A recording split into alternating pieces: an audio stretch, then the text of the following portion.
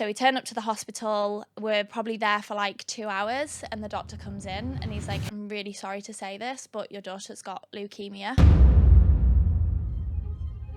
Really understand that life can be short. Like, maximize every opportunity in one day. Yeah, time is so freaking precious. Yeah, 100%. And we live in that freaking illusion as if we would live for like another 100, 200 years. You don't even think about it. Yeah. In that situation, you're like, oh my goodness. The whole time I was living and I took this for granted. Yeah. How the fuck did you handle that? I like it deep. She likes it deep. In many aspects. I hope we have that on camera. Kevin, please say yes. Yes. Ah, no. Abigail, thank you so much for being here. Thank you for having me. I'm actually really honoured that you asked me to come on it. Thank you. I was thinking, what is the best way to start this podcast? And I have a really good way. If you allow me, can I share the story of how we met? Yes. So we were at Tony Robbins. Mm-hmm. I think it was day 3. And if you've ever been to a Tony Robbins event, or if you have never been to a Tony Robbins event, that guy it's like 10, 12 hours of just bam, bam, bam. Rarely a break to go to the toilet, rarely a break to even eat. And so I think it was day 2 or day 3 where he wasn't there. And so I was like, today I'm going to eat. Because the 2 days before it was just fruits and protein bars. I was going to say, had you not eaten the 2 previous days? No, I like barely anything. Just you know how much I eat. Just fruits and like a couple of smaller meals. I'm like, today I'm eating. And so it was break. And for some reason, there were always very long waiting lines, both for the toilet and the food. But, you know, it was a Tony Robbins event. I'm like, make a move. Say yes. Say I. Say I. And I was like, I'm committed. I'm eating. It doesn't matter. I was in the energy, you know, a lot of dancing, a lot of shaking. I mean, you've been there. And so I was there with Michael. Michael is a good friend of mine. And I said, Michael, listen, we're going to do this. Like really important mission. This is how we're going to use our break. I need to pee, so I'm going to the toilet. What you will do is, I'm challenging you, just skip the line because we can't wait here for an hour. Otherwise, we miss the program.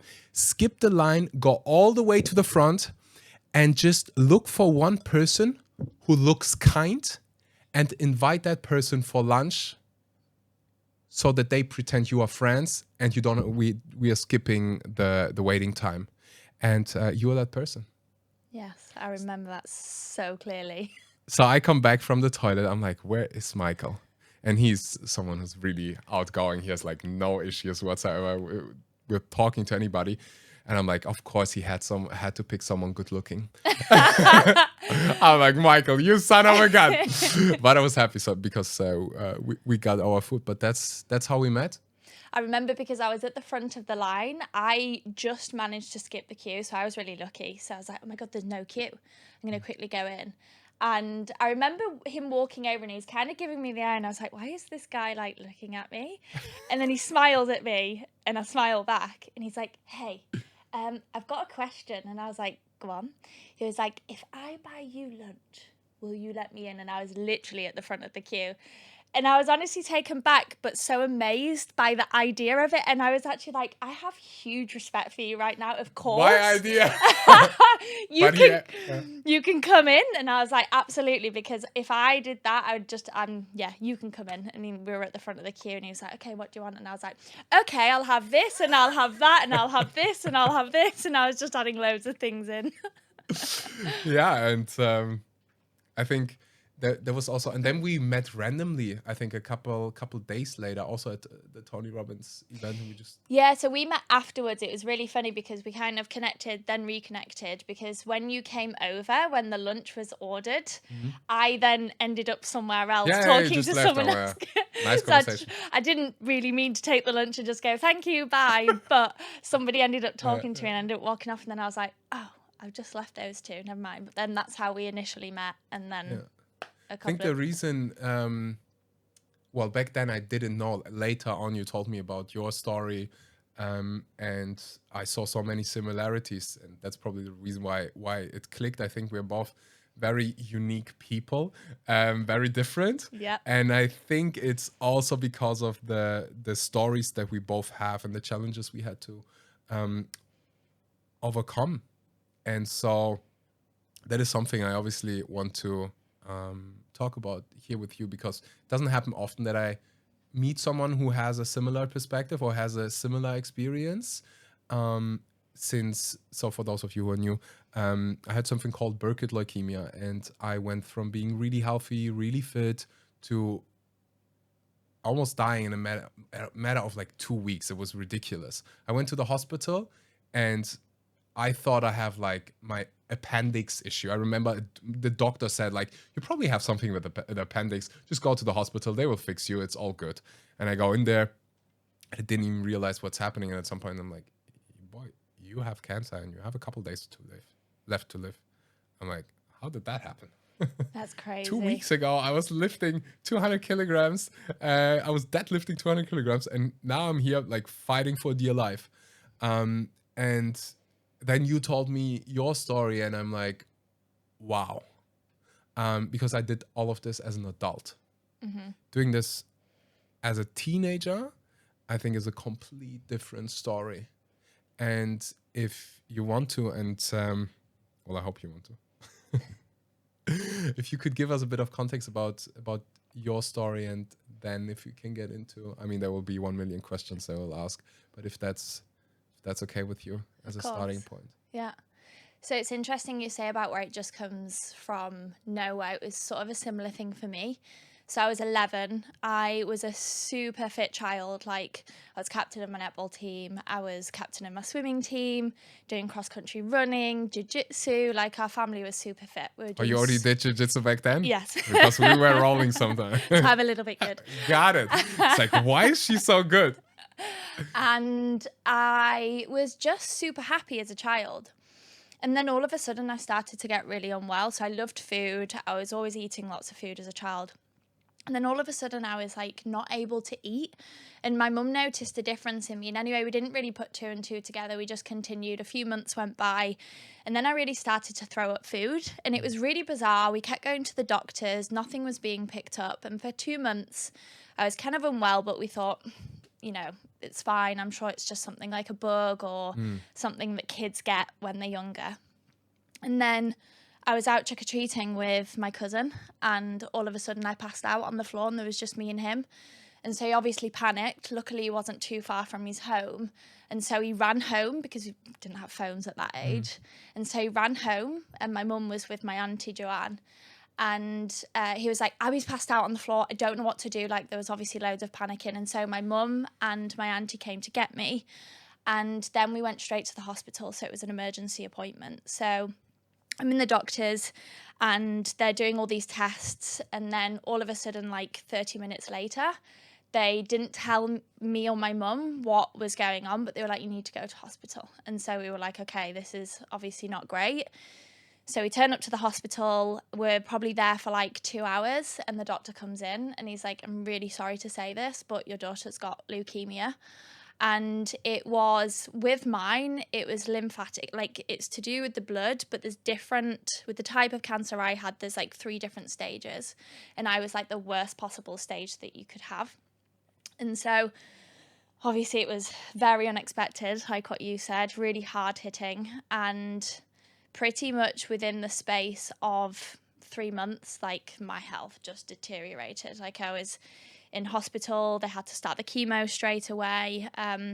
With the type of cancer that I had, like, it just wasn't possible to have any other treatment. That was my only option. So I couldn't have like bone marrow transplants. It just wasn't possible.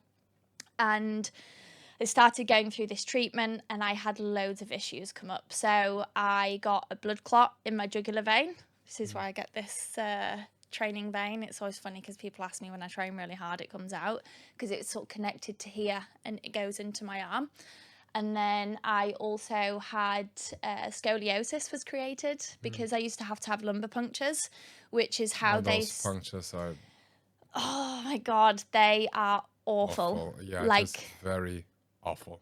You basically get a needle, like you have to bend forward, and then there is someone with this really long the needle is like this. The first time when I saw the needle, I was like, It's literally put like, this into are my bag? you joking? Is that going into my body? Like my stomach isn't even like it's coming out on the other side. That's how long this needle is.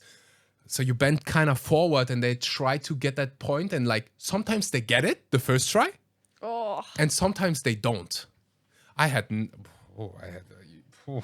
those lumbar punctures. They're no joke. They're really no joke. Yeah. Especially like I did this as an adult, and I was terrified. Yeah. Doing that as a kid. I think sometimes they used to have sympathy for me, so they'd put me to sleep.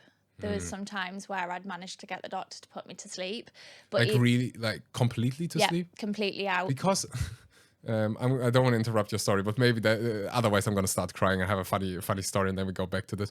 So I had like plenty of them, and I had bone marrow punctures. Have you ever had one of those? No, I didn't have one of those. Lovely experience. Not even a bit harder, but like it's. I prefer them honestly because it's like a punch in the like a hard pain. Lumbar. How do you call them? Lumbar punctures. Lumbar punctures. They're a bit like, I don't know. It's weird. It's like different pain. Bone marrow punctures are like a hit, and then you're done with it. And then you're done with it. But this, like, sometimes they would send like students and stuff to do it. I'm like, I'm a kind person, but get your shit together. Like, hit it. And they're taking the time and they're talking about it, and you're like, what are you doing? What? Just like, get it fucking done. Just do it. Like, oh, yeah. Yeah, I mean, they're amazing. They do their best. But anyway, so I did plenty of them. And at some point, there is this female doctor comes into the hospital room, and she's like, "Hey, it was a Saturday or on a Sunday, and she's like, hey, we do the bone marrow puncture. Next time it was the last one, so it was like, I don't know, number 6 or something. She's like, hey, so we're gonna do it later. Do you want something for the procedure? I'm like, what do you mean? Like a hand to hold or something? Like, no, I'm not kidding. Like sometimes they would bring people to hold my hand, like a student or something. Did you take them up on that? Yes, all the time. I'd be like, some of them were hold really my good hand? looking also. So that made it better. Yeah, of just course. Look into her eyes. Yeah, look just into her it's eyes. really nice to like. I remember like just holding a hand. It was just really comforting. Anyways, I was not in the position to. Anyway, I was also not really. Anyways, so she was like, yeah, you do know we have stuff for this. Like, you won't feel anything. I'm like, you're putting me to sleep? I'm like, no, you're not sleeping. It's like a good hour. You're not going to feel anything. You're not going to fall asleep. We just have to monitor it. It's always a bit of an extra hustle. But I know how painful this is. And you went through so much. Just take it. Like, you can take it. I'm like, yeah. So I'm not going to feel the procedure? She's like, yeah. I'm like, hell yeah, give me that stuff. And honestly, I would never do it again without it. Like, I'm obviously a health conscious stuff and liver, blah, blah, blah, blah, blah. But like that pain.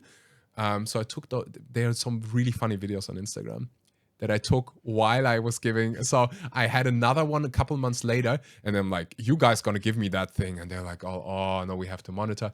Then you have to bring a friend who's looking out for you. Yeah. And so I brought one of my friends, and she recorded me while I was high, and it was just ridiculous. I said the most ridiculous things ever. But yeah. I can completely resonate that. When I had my spinal operation and I had my morphine pump, I thought my dad was feeding me cat food. I would wake up and be like, Dad, why are you trying to feed me cat food? And he's like, Abby, what are you on about? And I'm like, you're just trying to put cat food in my mouth. And I would you get those weird hallucinations, right? It's so strange because it feels so... And I'm like, wait, was that a dream or was that reality? It's crazy. No, morphine is no joke. No, it's not. No, like the good thing is you don't have any pain. But you are... But you go bananas. Like I had the thought that the nurse was... I thought she's like a witch. And I remember saying to my brother, I would tell him, please don't leave me alone with her. She wants to kill me. And he's like, she's super nice. I'm like, no, don't leave me alone. I had those crazy visions that like I can't go into detail, but I was just seeing the weirdest things. But yeah, back to your story. Yeah, so I ended up with scoliosis from the lumbar punctures. So what happened is because of the chemotherapy going into my spine to get it into my brain, it caused a curve like this, like an S. I'll show you the pictures. And so my treatment was for about 6 years. So I pretty much lived in hospital that entire 6 years of my life. I can barely count on my hand like how many times I was at home for my treatment, just because I had so much go wrong. And my spine over time was getting worse and worse, and I was becoming like so disformed, like I couldn't even walk at points that I had to go into a wheelchair. And I couldn't stand for long periods of time, and I couldn't even lay for long periods of time. It was so painful. But the doctors were like, we cannot do anything about it because you'd pretty much just die on the operating table. Like your body just wouldn't be able to go through such a hard surgery. And after the 6 years, I waited. I was about 15, and then I was able to have the op. And it was supposed to be like 12 hours, and the doctor took 18 hours, no break. He just went through because he'd known kind of what had happened to me, and he wanted to do the best job he could. And so it took about 18 hours. So it's a really big surgery. They basically had to, because of how my spine was curved, they had to do through the front and through the back. So they had to puncture my lung and then remove ribs, and then go in through that way, and then they flipped me over and then through the back, and then they basically straighten out your spine and then drill. So 2 metal rods and then screw. So if you look at the x-ray pictures, you can see the 2 rods and then all the screws down. So I definitely set off airport alarms all the time. And so that was kind of my journey, 6 years through the chemotherapy and then the spinal op, and then finally sort of got my life back at the age of 16. So from kind of 11 to 16, I had to drop out of school. I couldn't even go to school. And it was just a pretty long process. Did you ever ask yourself, why the fuck me? At that age, you don't really think of those questions. I think Really? when I Or you don't ask yourself. I would have asked myself that question. I was an adult and I asked myself that question. Sometimes when that question has come up for me, it's been more in my adult life. When I look back, and maybe sometimes not in recent times, I'd say probably when I was about maybe 18, like, why was it me that had to go through that process? I've lost like 6 years of my life. I didn't get to go to school. I didn't get to do all the things that, normal kids do.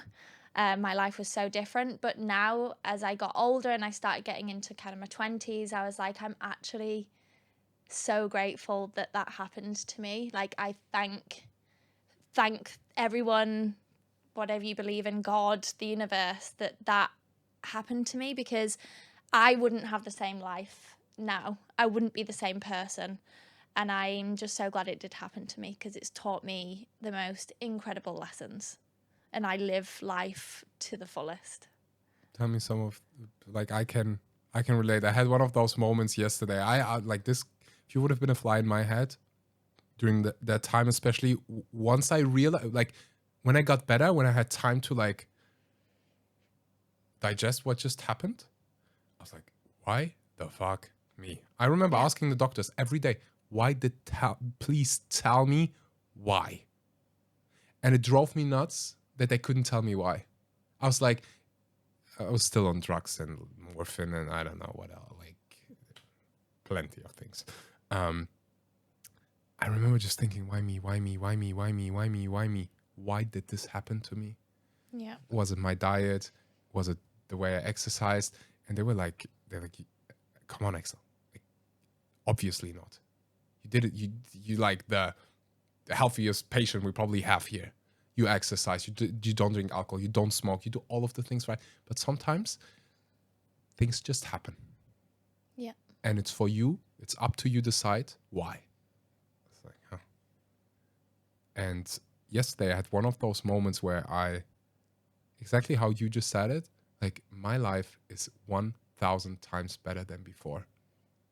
I don't stress so much anymore. I have a complete different perspective on things, on processes. That doesn't mean that I don't have my moments.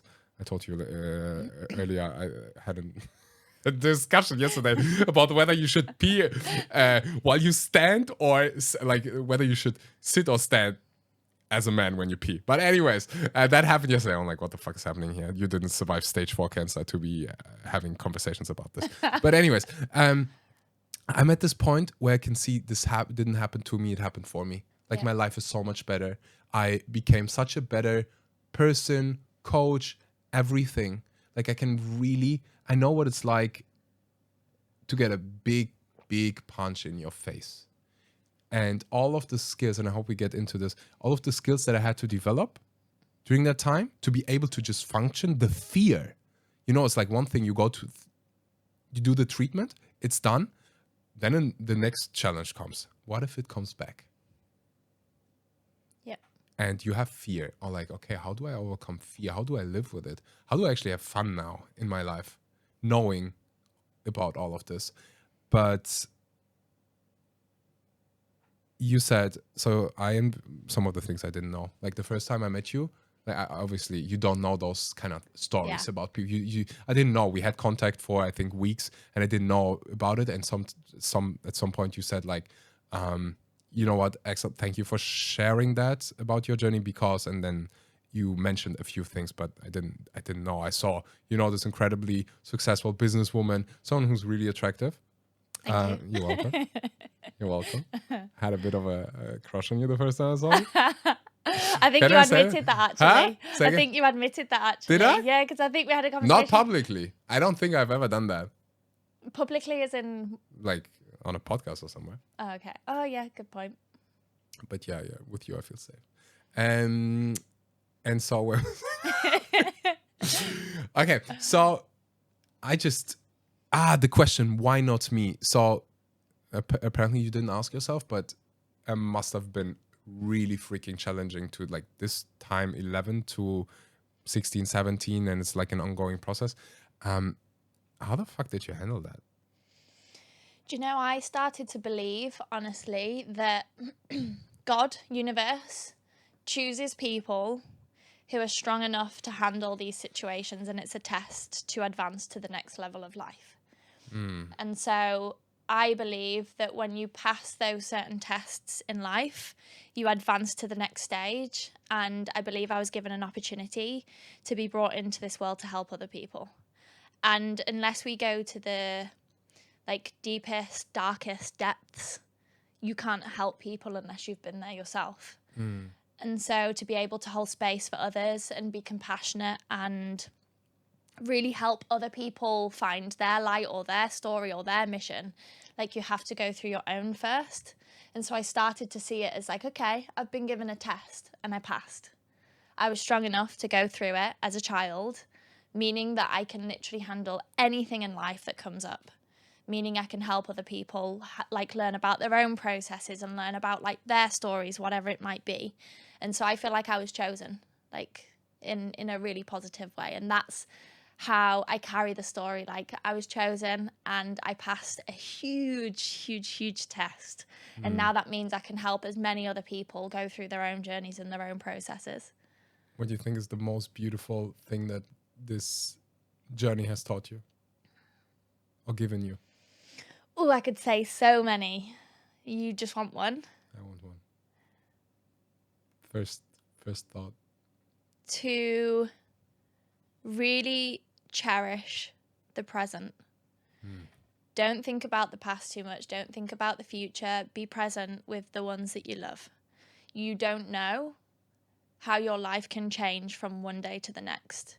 You can have the most beautiful, happy life one day, and the next day, tomorrow, it completely changes. Your world turns upside down. And if you've lived with no regrets because you've lived in the present moment, like you have so much more fulfillment in life.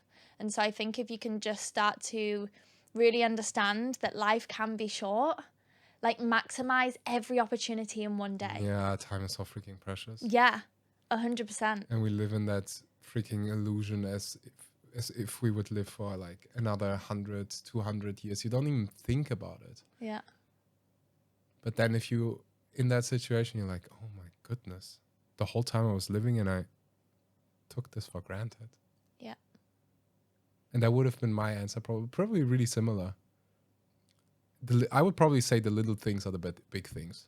Yes, 100%. I mean, you were a bit younger. I got this I had regret, I have to be honest. I had regret that I worked too much. Also on things that for maybe the wrong reason, but like I don't want to say work too much. I love what I do, but stress too much, that's for sure. Stress about stupid little things. And I did not give a shit about how many people watch my stories, whether the numbers are increasing or decreasing, how much money I have. Like, it's all so irrelevant. All I cared about is, do the people I know, do the people I love know that I love them? That was the only thing I cared about. Yeah. Are they well? Are they taken care of? And that's it. Obviously, I cared about my own health, like I wanted to survive, but otherwise, my whole focus was, are the people all right? Yeah. Like, is Mari all right? Like, it must be really painful for her to witness all of that. That's all that mattered. And that gave me this filter perspective on this is what really matters. And as you just said, you feel like the chosen one. I feel like exactly the same. I feel like I was chosen to go through the experience to then be able to tell people, listen, start fucking living. 100%. And I completely resonate with some of the things that you were saying when you were talking about that sometimes you would still stress about the little things or you'd work too much. Like I can, when you start the entrepreneurial journey, you're like, I need to work, I need to achieve all these like financial goals, I need to create this life, because it's you're comparing yourself to other people or what you believe success is. And then you have to go back a step, especially for you and I, with the journey that we've gone through, and going, actually, there's so much more to life. It's short. Our lives can change within a day, and like really peeling it back and going, work is not everything. I know obviously we love what we do, but work isn't everything. Yes. Spending time with loved ones and family and friends and traveling the world and learning is so important. Whatever it might be, it's different for everyone, but it's just so important to remember that work isn't everything. And I really had to learn that process to get myself out of that habit, because I'd be doing stupid hours. I'd burn out every 3 months and I'd be like, what is going on? Why does this keep happening? And I had to really learn about the patterns. And then the way that I would deal with that is consciously remind myself and go, Abs, you've been through a lot, and you can take a break if you need to take a break, and you can take time with family and friends. And I always just kind of remind myself, and that's kind of a trigger, like a positive trigger for me to take me back to the present moment if I'm thinking too far forward. See, that was one of the regrets I had. Yeah. So when I would have time with my siblings or with friends in the past, I would then like still think so much about work. When I was at the beach, I was thinking about the work. And I had so much regret about that. Like, I loved my life. Like, I was living a good life, don't get me wrong. Like, I was really happy and proud of many things, but I was like, fuck. I focused on the wrong things. The number one, the most important thing in my life, except health, obviously, is now love and connection. Like, everything else is like, okay, it's gonna grow anyways, you know it, you idiot. Just chill. And then if that means you're going to go on a Monday, like this week, one of my biggest wins was to start my Monday morning, not with work because you have to, and blah, blah, but was freaking paddle tennis match for 2 hours and not feeling guilty about it. Like, to some people, this would sound crazy, but like 5-6 years ago, I would work every single hour that I could. But I wasn't doing it just for the right reasons. I was also just the fear of not being enough, the fear of not doing enough. And now I can proudly say this has shifted to like every day I think about dying, but in a good way, like an inspiring way. I'm like, would I do this? It sounds so freaking romantic, but it's really what I do. Would I do this? Would I be proud of this day if this would be the last day of my life? Would I be proud of what I'm doing? What do I really want to create? Rather than, I need to do this. I need to, not just putting something on your to-do list so you have something on your to-do list, but like, I want to do meaningful stuff. I want to go on a boat trip to Komodo and turn my phone off for 4 days. And I see that with you as well. Like, you always send me videos like, I'm on the Philippines. I'm doing this. I'm like, yeah, Abs, you are living. Yeah, I really made a conscious effort and promise to myself that, especially in the kind of last year and a half, that I would live. And so I was like, the reason I built these businesses that I've got is to have freedom. It wasn't to trade like working for someone else 9 to 5 to work the exact same hours and have no life. Otherwise, I might as well have just had the comfort of taking Right. a salary and working for someone else. Yeah. And so I was like, okay, let's strip this back. Like, how can I actually run my businesses and also have a really great life? And so I started to work on the process and work on exactly what you said, is not having the guilt or not feeling good enough, because I would have those same thoughts. So it'd be like, oh no, but you're not here, so you're not good enough to actually deserve to go on that trip. And I'd be like, what? Like, how does that even make sense? Like, It's why does stupid. my brain come up with that? It's I can relate. I have the same thing. Like I don't know if people can relate with it. I think self-employed people can relate with it, and like high Yeah. achievers, or like people who just stress themselves too much. Like sometimes I would have to tell myself, like, Axel, you worked for 13 hours today. Chill. Like, Get it's away okay. from the laptop and go for Go a walk. Yeah, no, like take 5 days off. It's okay. It's like I have to schedule a holiday and tell people about it so that I have accountability buddies, so that I really take this holiday. I love what I work. I have a really beautiful work-life balance now because of this. That was not the case if you would have met Axel 5 years ago. Work Monday morning, forget about paddle tennis. Like, forget about anything other than it's Monday morning. We have work to do here, ladies and gentlemen. Very like serious. And now it's like more like, I do what I want to do. If my heart says go play tennis, I go play tennis. Yeah. Screw it. I told you earlier, I want to make this episode for people who are going through challenging times. And right now we get like plenty of people reaching out, talking about the fear of it returning, the fear of whatever you had. I have a good friend. He was just recently on the podcast. He's also British. He shared about a car accident that he had, and the other person in the car, a good friend of mine, of him, the person died in the car accident. And the fear of driving a car again, the fear of putting yourself into that situation, the fear of living, like really, there's a lot of things that come up. So I want to talk about that. But since it's a hard topic, maybe it is, maybe it isn't, I want to, it's this very funny story. It has something to do with fear that I would like to tell. I think you know what I mean. Are you okay with me to Maybe, share? but I always smile internally when you start to laugh before you say something. You know 'cause you're in, I you're know not in something danger. interesting is about to come up. No, this is really interesting. Okay. You have to say, I mean, you can always say, I don't want it to. It's not a live podcast. Okay. Do you know which story I mean? I don't think so. You don't think so? It was on a Sunday. Can I? Yes. Okay. Please do. It's like the best story ever.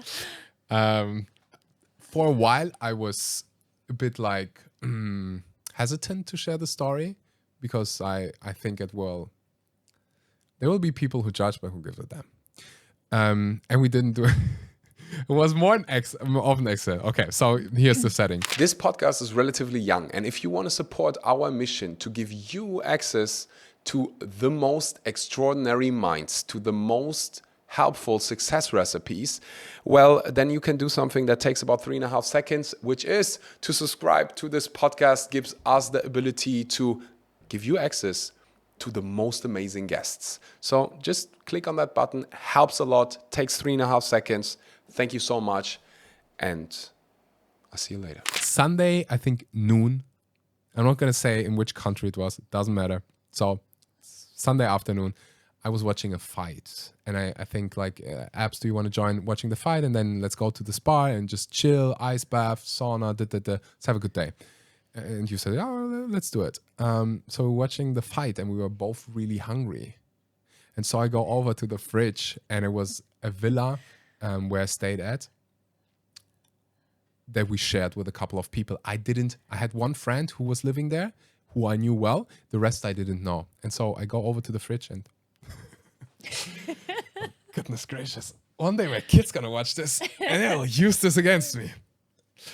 I go over to that fridge and there is dried mango and there is dark chocolate in that fridge. And so I'm like, okay, dried mango, dark chocolate sounds like a decent combination. And I'm like, Abigail, What do you think of dried mango and dark chocolate? Yeah, great. I love dark chocolate. How much percent? Like, how dark is it? I'm like 85%. Amazing. And I look at the packaging. Oh, there's even no sugar in it. Amazing. Even better. So, and it was completely like sealed and closed, and both the mango and the chocolate. And we were watching the fight. Really good fight. You were eating your mango and the chocolate. We were both. I had like 2 bites of the chocolate. Yeah, and you spat it And out. I'm like, I swallowed one and then I had another one. I'm like, yeah, this tastes weird. You were like, this is disgusting. This is I am not eating any more of this. And I was like, I think it's okay. So I just kept eating. Yeah, she just kept eating. I was eating the mango like it was no tomorrow.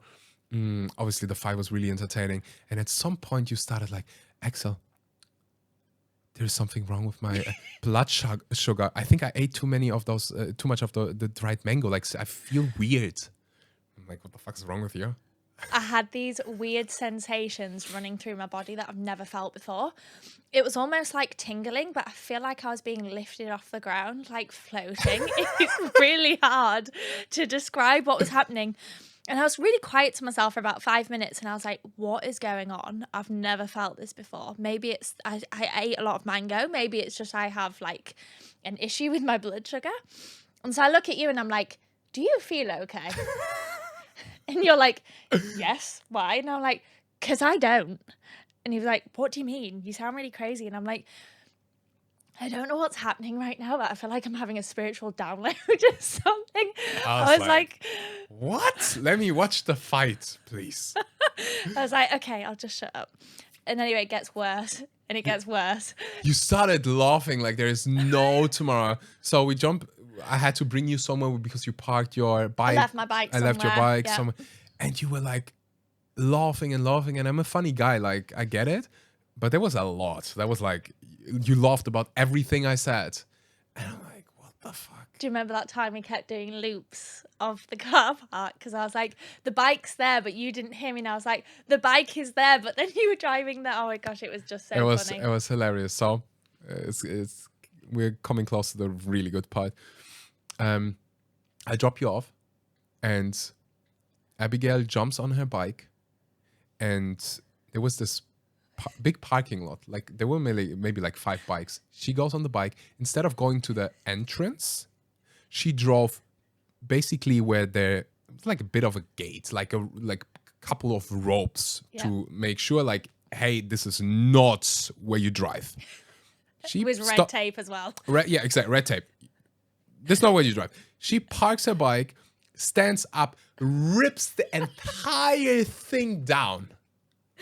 Back on her bike, she just leaves. I'm like, what the heck is going on? So, and we were supposed to meet at the spa. I'm like, okay, never mind. Just go to the spa, Axel. Have a good day. I drive to the spa, get off the bike, and I'm like, uh-oh. This is not good. This felt like back in the day when I realized you drank too much alcohol, you're in trouble. You're going to throw up. And so I go into the spa. I'm like, I know what to do. I need to eat. So I go over to the bar and I'm trying to order, but I can't because I'm just laughing all the time. Everything was so freaking funny. I just could not spit it out. And the people were looking at me. And so at some point I just like, I pointed on the menu. I'm like, they're like, you want this? I'm like, white rice, brown rice. I'm like, and we're laughing. I'm like, oh my gosh, this is embarrassing. I'm high as. And so I sat down on the table. I'm like, please, nobody talk to me. What am I doing? But you know what? Actually, this feels really good. I feel good. So the food is coming. It was awful. Like, it didn't taste like anything. And I remember us eating that bowl when I joined late, and we were like, what is this? What the fuck is that? Yeah, anyways. Like, I wish I could name the... Anyways. A monkey, and this really happened, I checked. Like, people confirmed. A monkey jumped on the table in front of me, came close, looked into my eyes, and started eating the food in front of me. But I was so chill. I was high that I didn't care. And the food was gross. And not gross, just very boring. It didn't taste like anything. Bland. Just bland. And the monkey was eating, and like the people came and like threw stones. I'm like, what are you doing? Might as well let him eat it. I'm not gonna eat it, and maybe I get a refund. I remember you saying that. So in that moment, I obviously realized, okay, there must have been something in the food. And the people who stayed at that villa are like, I know they are into psychedelics and things of that nature. So I'm like, oh, it must have been the mango. It must have been the mango. Yeah. So I'm like, I'm at this bar, might as well enjoy like the sauna. So I go high as a tree into the infrared sauna, and I tell the people the story. Like people, like 4 or 5 people were sitting there, and like they're all laughing like there's no tomorrow. And at some point someone is like, but Axel, where's Abigail? I'm like, oh, right? And he's like, how long have you been here for? I'm like, maybe an hour or 2. And I was like, she'll be fine. 10 minutes later. Do you want to hear what I was up to? Well, exactly. I don't even know until now. What the heck were you doing? I was riding around doing laps because I felt so amazing. The breeze was like running through my hair. I could feel everything on my body. And I was like, I'm just going to do laps because this feels amazing. And I was just like riding around. I think I might have had my headphones on at the time. And I was like, oh my God, I feel incredible. Like, this is amazing. So at the point, I didn't know what was going on, did I? Because you hadn't confirmed. Like, I thought it's the freaking mango. That's how confused we were. I was just like, whatever it is, I feel amazing. And I was just like riding around. Then I was like, it's probably going to be worrying about me. I should go to the spa now. So then obviously I'll let you continue. So I see Abigail trying to open the door of the sauna. She couldn't. And I would see and it. I'm like, crying. I'm crying at this point, even trying to open the door, and I see you. And everybody else in the sauna, I'm like, oh, by the way, that is Abigail. I'm like, oh. And we had the most blissful day, the most blissful experience. We had so much fun, so much, like, we laughed so much. And the reason why I'm bringing this up in regards to fear is I didn't feel any freaking fear. Mm-hmm. And I think it was the same for you. I could go over, talk to anybody. Yep. And without filter. I could think so clearly in that moment. And there was just absolutely no fear. And it was so beautiful to be able to think like that, to talk like that. Of course, it was it was a bit triggering for some people, but just like saying like, oh, did I just offend you with what I said? Like, I just could express like, oh, I feel insecure right now. Did I do anything that was wrong? And it was so beautiful to witness. And then later on, I'll give you the resolution. I figured out the chocolate. So I called my friend. I'm like, listen, you're not going to say anything. Tell me what's in this mango. And he's like, what the fuck are you talking about? I'm like, I went to the fridge. I ate the mango. I ate the dark chocolate. I am high. My friend is high. What is it? Just tell us. And he's like, Axel, listen to me. I'll send you a playlist.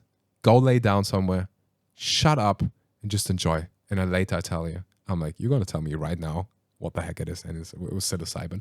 And later on, I learned that, for example, there is treatment, psilocybin treatment is some of the most effective treatment combined with psychotherapy, especially, it's just statistically, can I say that? I think I can. Statistically more effective than antidepressants. And so I learned that, for example, cancer patients, they have those trials. They give them psilocybin and they, with the intent to lose the fear of dying. And I can really understand why. I'm obviously not advocating anything. You make your own decisions. I'm just sharing what... I didn't do it on purpose. Before that, I was like, I never had the calling to try any psychedelics. Never. And on that day, I also didn't have the intention or the calling. But having that experience, also with you, was one of the best days of my entire life. It was mine too. And for me, the most beautiful thing about that experience was the laughter. Yeah. And I think sometimes in society, like, laughter isn't encouraged enough, but laughter really takes you into that kind of like childlike state where everything's playful. And you don't have, because you remember as a child, you didn't really have fear, did you? You were climbing trees and you were riding bikes because you'd not really formed the fear like when you get more into adulthood. And for me, it kind of took me back to being so childlike that it was just playful. It was laughter. Yeah. I remember us being on the floor howling where I couldn't even, do you know when it hurts that much in your stomach that you're laughing?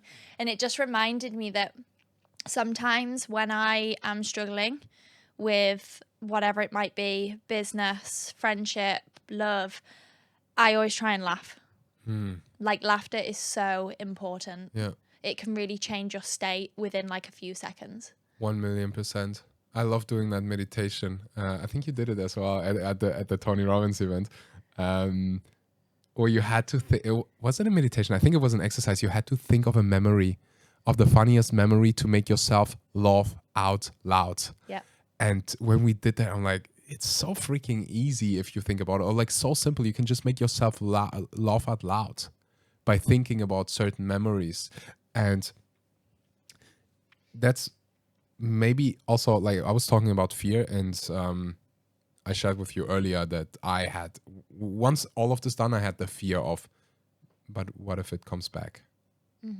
I would have, let's say, I would have like pain in my, especially pain in my back, because that was the only symptom that I had when it started. It was like this shooting pain in my back.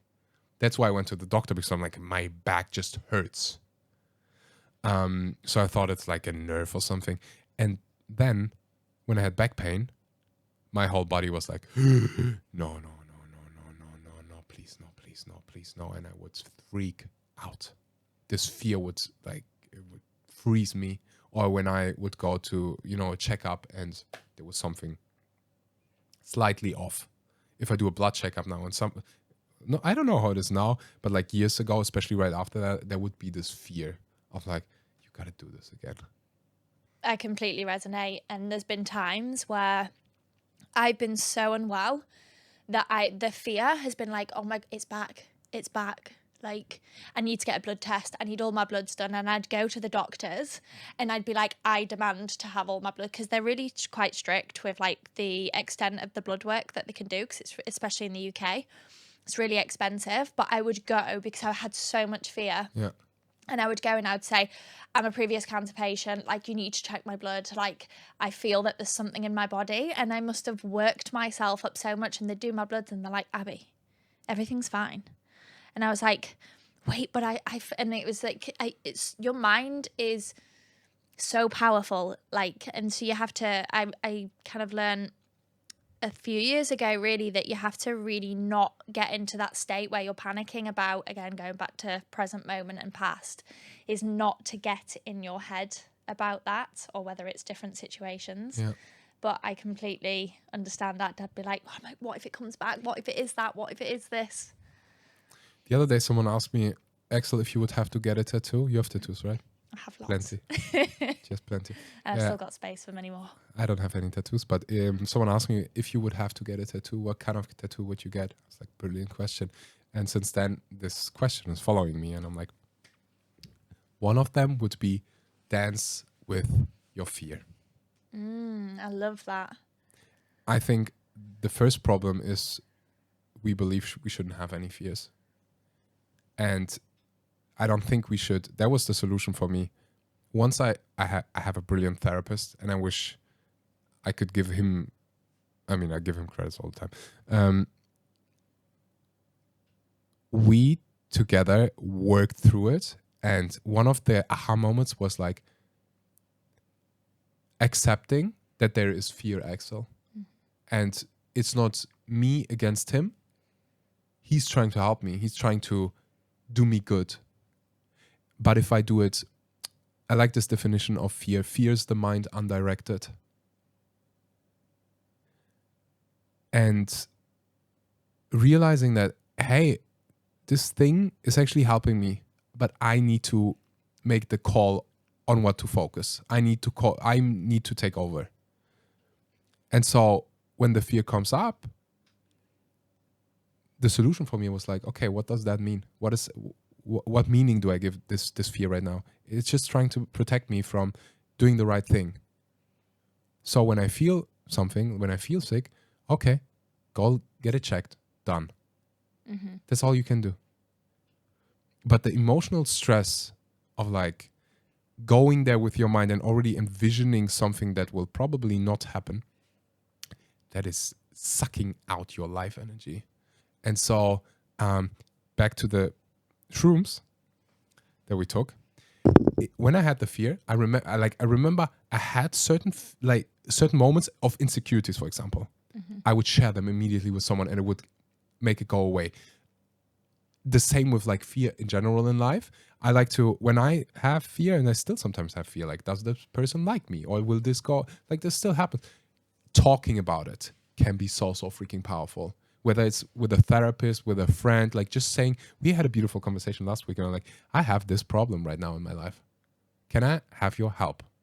And I think most of the time we kind of try to fix it in our head by ourselves. And that is usually not a good place to try to get rid of fear, because that thing, that was the problem in the first place. So it probably won't be the solution. So getting out of your head, whether it's through laughter, whether it's through dancing, going to the gym, whatever, but then also talking about it with someone else, that turns out to be very helpful. I completely agree. And there's been many times, so actually just to go back a little bit, when I'd say quite a few years ago, I used to be in a habit of, because I dealt with this cancer, I was like, I can do this. I can push through this. I can deal with anything.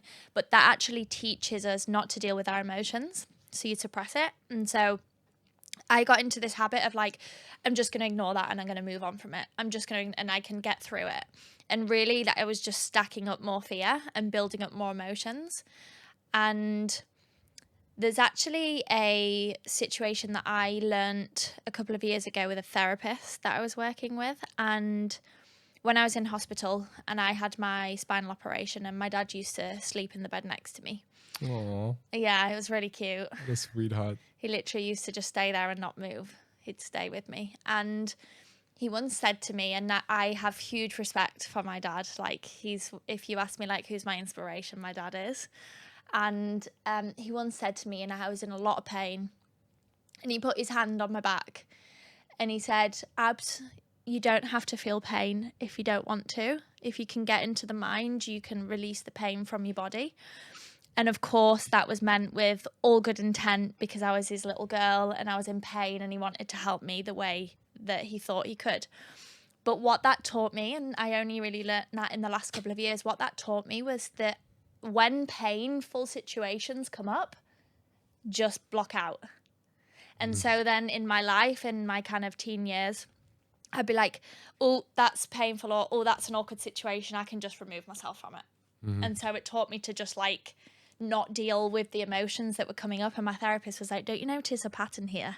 Like, obviously when you were younger, you've taught yourself that when painful situations come up, you can just go, I don't have time for that. Oh, I don't need to deal with that. And that was showing up in all areas of my life, my relationships, my business, my friendships. And I really started to go, oh, okay, this makes sense. Now I just have to tackle the emotions head on, like feel it all. Like, yeah, if it's like really, a lot of sadness, a lot of anger, feel it, allow it. Say, hey, I know you're here, but you're temporary, you're going to go soon. And I really started to learn to feel the emotions. Yes. And it was the same with fear. If fear was coming up, it was sitting with it and going, okay, I'm fearful, but what's the worst that can happen? Like, let's feel it, let's understand it. And I started to learn to go, okay, where's the fear coming from? Oh, it's because, in the past this has happened. Okay, but what is the worst thing that could happen with that fear? Oh, well, this. And then I used to kind of go, okay, well, if this was actually in a court of law, is it actually factual? No, it's not. Like, it's just my emotions. And so I started to learn to process things. I love that. My therapist calls it reality check. Yes. He says, okay, Axel, let's do a reality check here. I remember I had this fear, it's a fear. After all of this happened and I started working again, I was like, I feel like an idiot, because I was teaching about health. I was teaching about also business, but also about health. You know, I have a really big health podcast, and I just got unwell. So I feel like an idiot for talking about health. Like, this is making me less of a good coach. And he's like, okay, let's do a reality check here. And skipping, obviously, a couple of very good questions. I told myself, I came to the conclusion, like, reality is, if anything, I'm better at what I'm doing because, like, I had to overcome so many things and I had to develop so many skills. So this fear is, if I do the reality check, tries to tell me something. Every emotion is an action signal. But reality is something else, so I can completely let go of this fear. And it worked. I never had that thought or that fear again. But a couple of things that you said, not trying to push the fear away, but trying to understand it. If an emotion is an action signal, what is this fear trying to tell me? And sometimes it's good to have that fear. You have an important deadline, important exam approaching you in 3 days, and you didn't prepare enough. Well, good that you're fearful. You can use it as an emotion, as an action signal to prepare. Beautiful. You go too close to a cliff. You get fearful. Well, good. Thank you, fear, for telling me that. But you're the person who has to make the call whether the fear is telling you the right thing, or maybe it's like, I have to, come in, do a reality check, understand it, and say, like, okay, I am safe here. I need to talk with someone about it. I need to, shift my state, shift my focus. But there's a lot of beauty in that.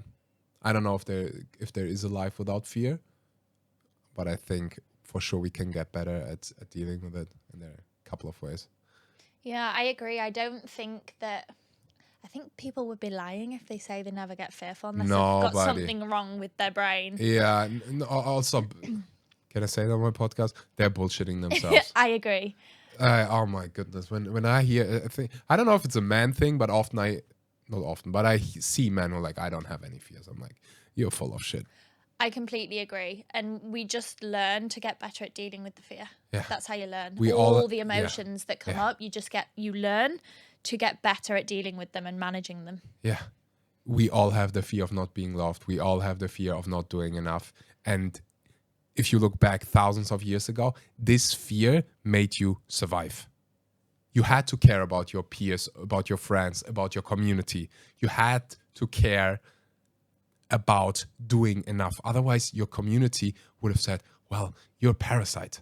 You're not helping us. You're not doing anything. You needed that for survival. So it's in you. Like, there would be something off if you wouldn't be afraid, if you wouldn't have fear.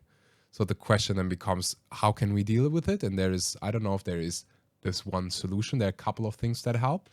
You said laughter helps for sure. What helps for me also when I have this fear is to move my body. Yep. Not trying to it doesn't mean to ignore it or something, but I often now, okay, if I first shift my state, if I go for a run, I can look at it differently. Sometimes also I ask my grandma always said, Axel, if you're hungry or you didn't sleep enough, don't judge your emotions. Eat enough, sleep, and then tackle it. I'm like, grandma, you smart. And yeah, those are a couple of ways. What would be your best advice for someone who's listening right now, who is maybe had a tough time, maybe just came from the gym. Someone texted me, hey, I have this fear. If I go back into the relationship, I'll attract another one of those abusive relationships that I had in the past. So rather than not going back into a relationship, I just don't do it because I'm afraid. But I have this, I want to be loved. I want to trust again. I just don't freaking know how to overcome that fear. I think the way that I'll start by going with some of the tools that I have found really helpful for me. And I know that everyone has different tools, and a lot of people say, go and meditate. But I'll be completely honest, I love meditation, but if I'm so far gone in my head, I cannot meditate at that point. Yes. Because As soon as I sit to meditate, my thoughts are just ruminating. And then I get frustrated with myself and I'm like, why can't I meditate like everybody else? Yes. I can meditate, but when I'm at that certain state, I have to do other things first Yes. before I go to meditation. So my way of doing it is writing. I'm getting my thoughts out of my head so they're not all ruminating up here and it's onto paper. Yes. And so as soon as I start writing and I'm putting my thoughts, I'm like, oh, wow, I can see the difference between the emotion and the logic. And so I'm able to separate the two. And so as soon as I start writing, it's like an emotional kind of like offload. I'm getting off my head and my chest onto the paper, and I'm actually able to see way more clearly. And then if I'm still a little bit like, okay, I can't really kind of break this situation down, I then will speak to friends. If I'm really, really stuck in my head, I'll start to speak to friends and go, here's my situation. Like, what do you think? I'd just really like your perspective on it. And it really helps to get a perspective of other people who are not emotionally charged or emotionally involved in your situation. It allows you to kind of have the space and perspective from an outside friend. And so they're two of the tools that I really find help me when I'm like in the fear, or I'm worrying about something, or even asking for help really helps me when I'm in the fear. It's like, hey, this situation's coming up. I'd really just like your help on it or your support, even if it's just somebody to say, I'm here for you, like it's going to be okay. If you want me to give you advice, I can, but if you're not and you just want me here, like that's totally okay. So that's also another really valuable tool. I think that with that particular example of fear, whatever the example might be, I think it's important to go into it fully, understand it fully, feel it fully, because I think everybody's got a habit of like ignoring, and they're like, oh, I'm just going to stay in this relationship because it's easy. It's easy to stay in this relationship than leave. Like that's so much more painful. And I think if you can really start to process and feel the emotions, fully go into it, you can start to then work through the fear or the situation much more clearly. Quick one, but important one. If you enjoy this podcast, you will love our Fire Within retreats. We create not just retreats, but life-changing experiences, usually at very beautiful places.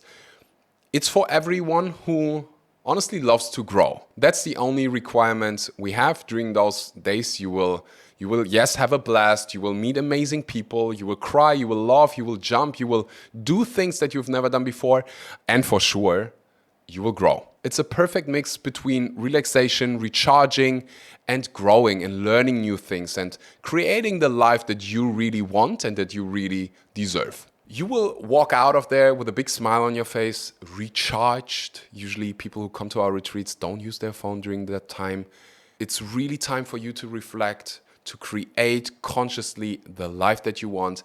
If you would like to relax, and I mean really relax, recharge, and learn life-changing tools, click the link that you will find underneath this video. You will get a special prize as a listener of this podcast. Thank you so much. And who knows, maybe I see you in Italy, in Spain, Austria, or wherever we decide to host a retreat. Now let's continue. I love the part of getting out of your head and writing it. Let's keep this. We just had for context, we just had a break because my nose was, how do you call it? You say Running. you're running now? Running. Nose? My nose was A runny running. nose. And, we're just laughing about life. Anyways, back to fear. A serious topic. Writing it out really helps. And like getting it out of my head. I usually, when I have a fear or any problem, I go to someone, usually people I trust. Like there are a couple of people who are just amazing at giving space. You're one of them. And I would just say, can you just please listen and give me space? I don't think I need advice. Sometimes I tell people like, give me advice. Most of the times I just want to get it out of my head. Just, if you could just listen. And then I share it. And all of a sudden it becomes like 10 times less intense.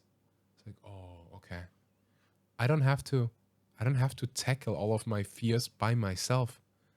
It's so much nicer to do it with other people and to look at it together. And then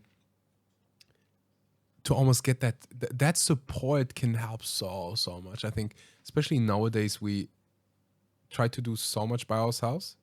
like we are, I don't know how the school system is in the UK, but in Germany, it's like you get primed to do things by yourself. Like it's not allowed to ask your neighbor for like, can you help me with this? Can you actually let me know? No, you have to do it by yourself. And I get it. I understand why they do it. But I think working in a group, talking with your loved ones about what's really going on in your head, about your fears, about your insecurities, that is actually the stuff that helps. And I think that's where you build like deep connections, when you know what's going on inside of the other person, when you know about their... I love to ask people, what are your most stressful thoughts? What are your deepest fears? What are your deepest desires? But like, I also want to know about all of the struggles. That's what makes the connection special. And then we can support each other. Instead of just like, there's this quote, if you're in your head, you're dead. It's pretty extreme, but I think there's some truth to it. I completely agree. And I think that in society, we're taught to be strong and to do everything ourselves. And it's bad to ask for help. Oh. And I used to be like that. Relationships, friendships, where like I felt I had to be the strong one. I had to, because of what I'd been through, the strong one. I had to be the one that held space for everyone. I had to be the one that didn't show weakness. And in the recent years, I've really learned that actually being vulnerable is a really powerful tool. That is strength. That takes I agree. guts. Yes. To be vulnerable and let your guard down and say to somebody, I'm really struggling right now, or I'm feeling really insecure right now, or I feel really triggered right now. To be able to just say that in a really calm manner shows real strength, not weakness, strength. Yeah, I think it's good that you share about it, because I kind of thought it's like mainly for men, like, oh, don't show emotions. Like I grew up surrounded by people who like, if you cry as a man, it's a weakness. Yeah. Well, good luck having a relationship with a woman. Or with anybody, like having a relationship at some point, you will have to deal with emotions. And I remember having my first relationships. I'm like, why are you crying about this? That's weird. Yeah. Until I understood, oh, so cry. Sometimes people cry and feel better afterwards. Isn't that interesting?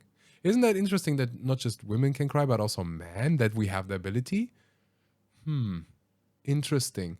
And this whole, like, you can act so strong, and it's a fact that we don't get better when it comes to mental health. Like, we have more depression rates are increasing. Mental health issues are increasing. So that way is not working. So how about instead we come up with our vulnerability and like say how we really feel, instead of then covering it with anger, for example. If you track down anger, it's always fear. Like even the most angry person, that person is afraid of something. Like when someone is really angry, it's the question that I like to ask, like, what are you so afraid of? If you start self-sabotaging, usually you're afraid of something. And so just speaking about it, reflecting about working, also like this whole, it's weak to have a therapist. Honestly, like when you ask people on the street, that's the main, like that's just statistic. It's like unfreaking believable, but it comes, I don't know where we got this, but I can tell you it's so destructive. I completely agree, and there's a really important point that I want to go back to, but I just want to mention something first. Is I remember speaking to a friend, and she was going through some challenges with a guy. And she was like, I don't want to tell him how I feel first. I want to wait until he tells me. And I was like, I looked at it and I was like, why? Why put yourself through that? You can see it was on her mind, and it was going round, and it was ruminating for days on end, and she couldn't work because she was so distracted. And I was like, imagine in a world where you just told him how you feel, and then he reciprocated and was like, oh, I'm really glad you shared that. I also feel the same. You would have saved yourself 2 days of stress, sadness, whatever emotion was coming up for you at that time, just by communicating. And I feel that you made a point about when you're vulnerable with partners, friends, you build real connection.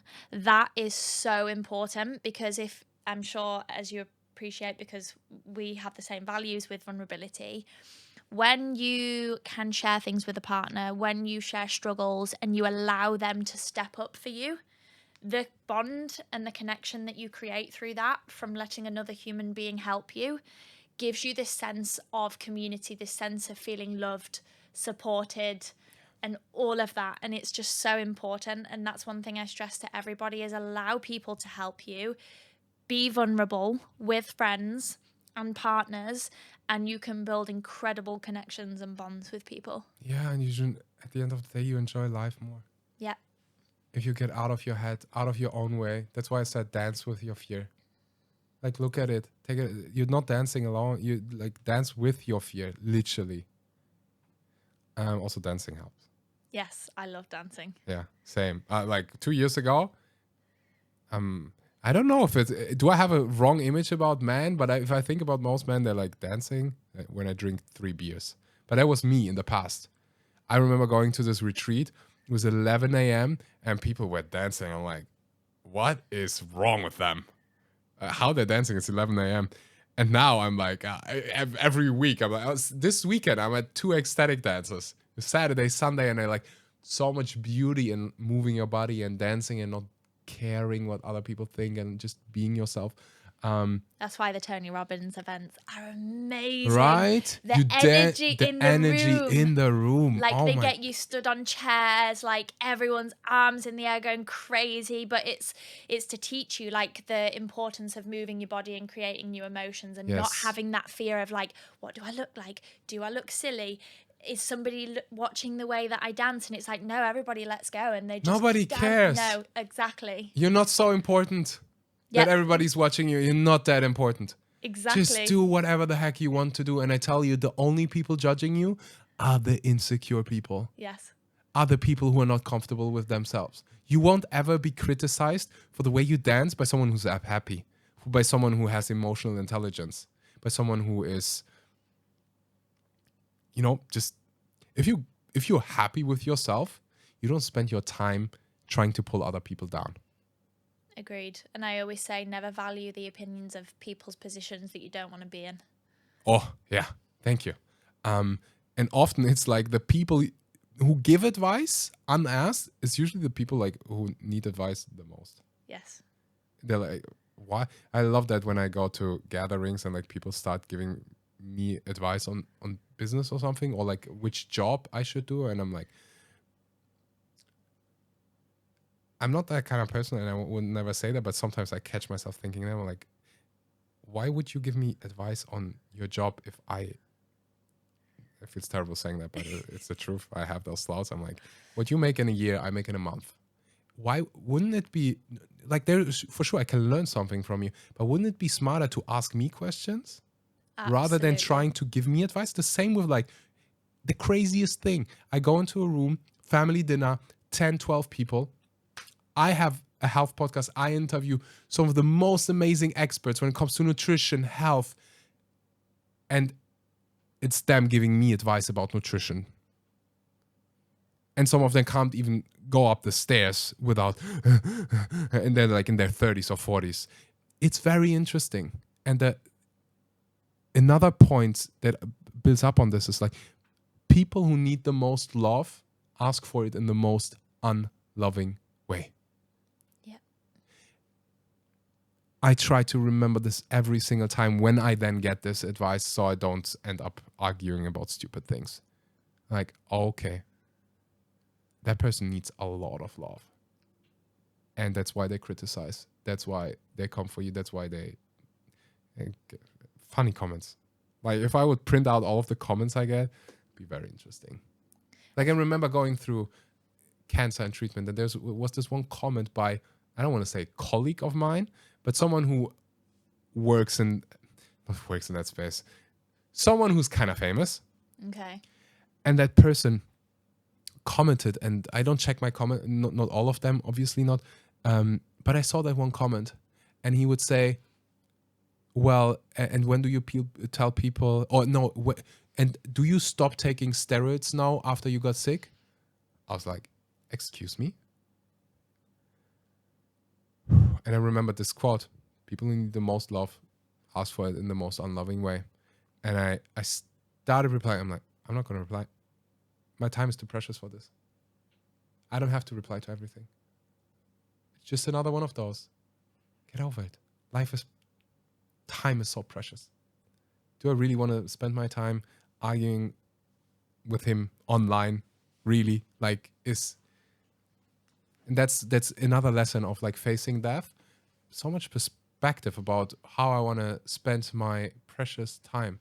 I want to spend time arguing with someone about whether I use steroids or not. I'm like, do whatever. Think what you want to think. Do it. Go for it. I want to talk about you. I want to talk with you about also success recipes, because I mentioned it earlier. I met you and all I thought is like, Jesus Christ, that's a very successful businesswoman right in front of me with a lot of energy.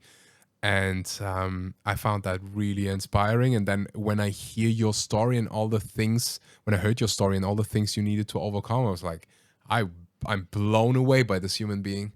I wonder, because here's the thing, I know what it's like to go through all of this. And to then not only say, I'm going to trust life again, but also saying like, you know what, I'm going to create the life that I want.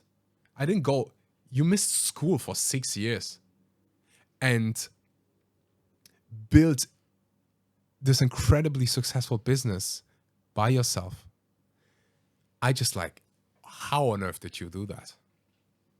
The podcast is called Success Leaves Clues. At some point, I want to write a book and put all the success recipes about, satisfaction, about wealth, about health, about relationships. Put the best pieces of advice into one book, give it to my kids.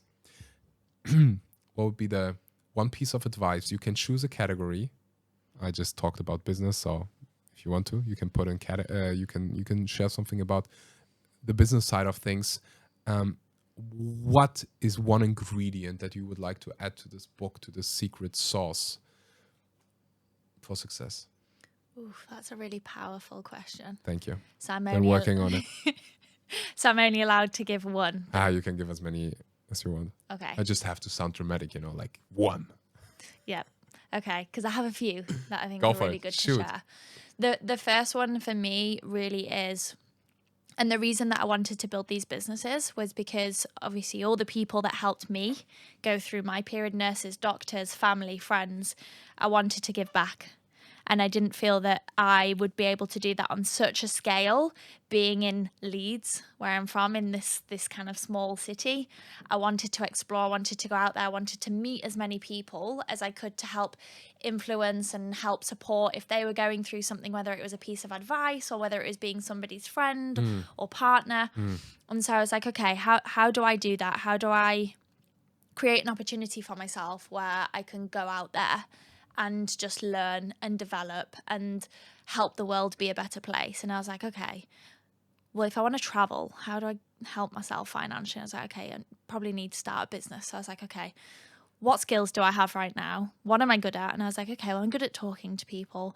I've done recruitment for quite a while. Just a bit of a background. I have a technology recruiting agency. I've done it for like 10 years now.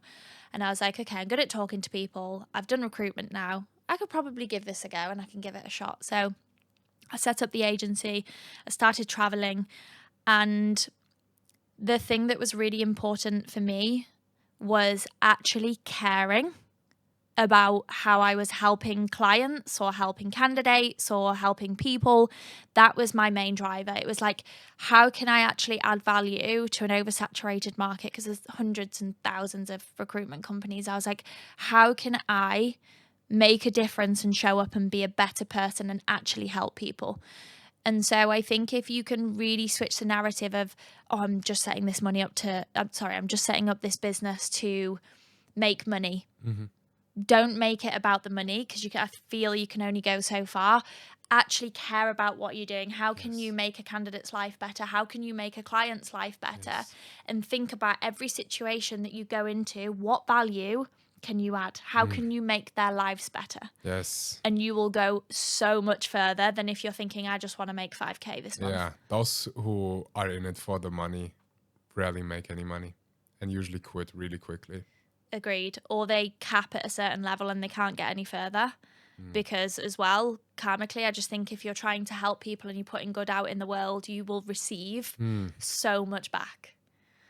And so that was one thing that any business I set up, it was about the values. What were the values? And that has allowed me to build amazing relationships with companies all over the world, like Dubai, US, because I actually cared. And so that was really important. And then I would say the next thing is like the people that you are surrounding yourself with are crucial to your success. I cannot make that more clear, more important. The times where I have been so low and I've wanted to give up and I've been like, I'm not doing this, I'm quitting. My friends and family have been like, no, you are not quitting. I will work with you until 2 a.m. if I need to help you get where you need to be.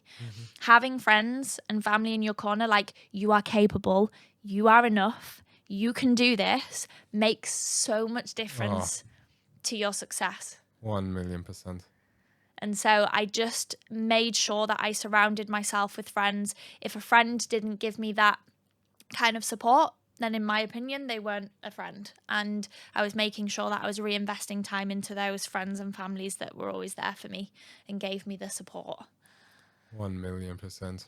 There's this quote, you're the average of the 5 people you spend the most time with. And I find it to be so true. Agreed. It's a good thought exercise right now to just check who are the 5 people I spend the most time with, and how do I feel after meeting them. Usually, most of the time, do they wish me well? Do we actually like each other? Because it makes obviously, if you're in a household with people who are negative most of the time, that has an impact on you. Yep.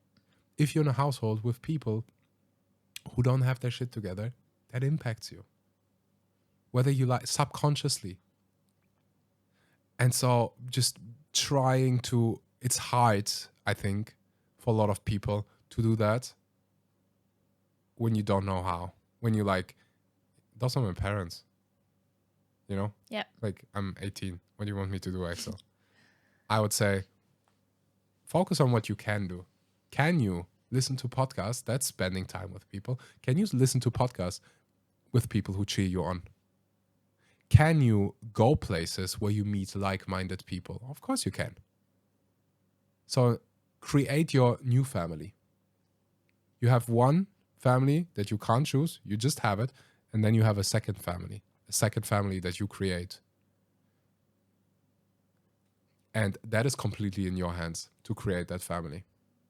I agree. And that's going back to the point of saying why I wanted to get out of Leeds and why I wanted to explore, is because I knew the people that I wanted in my life and the people that were going to help me like go to each level of life and business were probably not going to be in my hometown where I grew up. Like, I knew I needed to explore. And all the best people that have helped me get to where I am today by asking for help have allowed me to go to next levels of life and business. And finally, I think the next point to achieve new levels in life and business, spirituality, health, the biggest thing that has helped me is getting a therapist, working with people on my emotions, my inner child, probably my traumas from my leukemia, the patterns and things that would come up from that and what I've been through, and then what plays out in my business. Like, it's a huge block if you don't deal with them, because you'll advance to a level and then you all of a sudden things can come crashing down because you've got this limiting belief or this trigger. A client might trigger you, a candidate might trigger you because of something that happened in your past. And I've really had blocks where I've not been able to advance, and then I've had to go, okay, why am I getting stuck here? Like, how do I overcome this? And then I've gone and sat down with a therapist, or I've been working with a life coach, and they've gone this, and this. Within like 10 minutes, I've figured it out, and I'm like, okay. Yeah. And then I've advanced, and then I've unblocked things, and like things start coming in, or a wealth and abundance of money, or new clients, or new friendships. It's crazy how much can happen when you start to unlock things when you start to remove the blocks, when you start to remove these limiting beliefs, and how much power that has on your life and in every area. Yeah, takes courage though. Yeah. Especially if you have this limiting story of like it's weak to ask for help. Only crazy people get a therapist, coaching. I'd rather spend my time, my hard-earned money on a holiday or I don't know. And what do people say? I don't know. Partying, cigarettes. When I hear when I hear how much money people spend on alcohol and those kind of things, I'm like, whoo, wow, this is very surprising. Or like lottery tickets, I'm like, what? You trust the lottery more than your own ability, your own skills? Wouldn't you rather invest into your own skills? But yeah, that's up to you.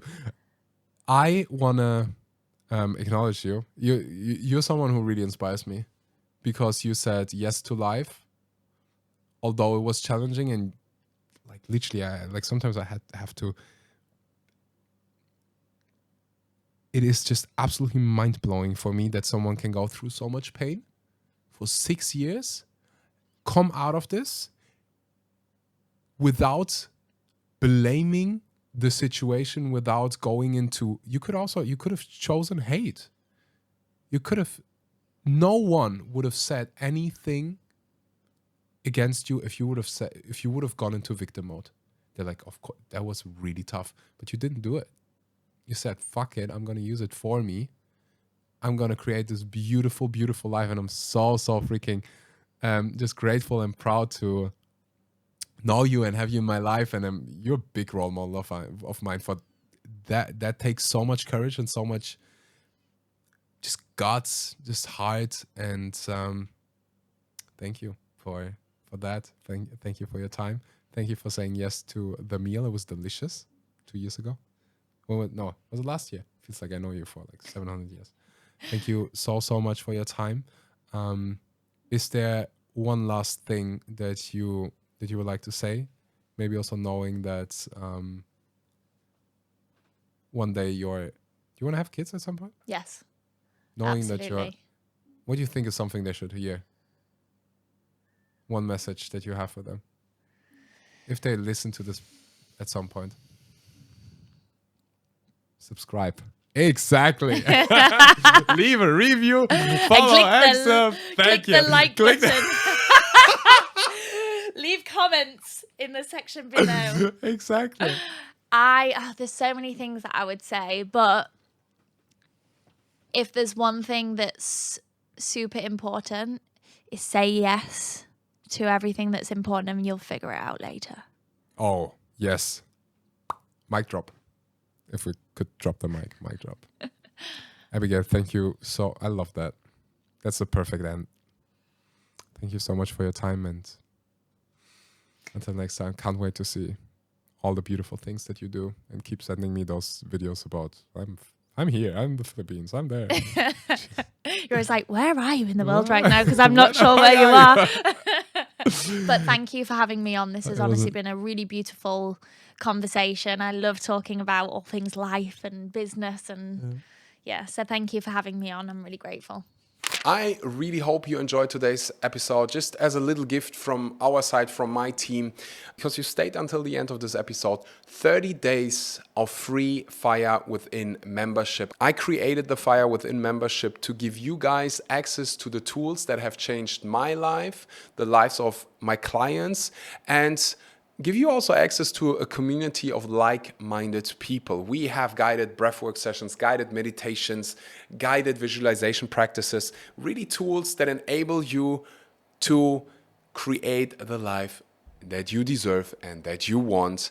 And it's one of the best things we have ever created. Hundreds of people, live events, sessions that will blow your mind. 30 days for free. You will find the link in the description. Thank you so much, and until next time.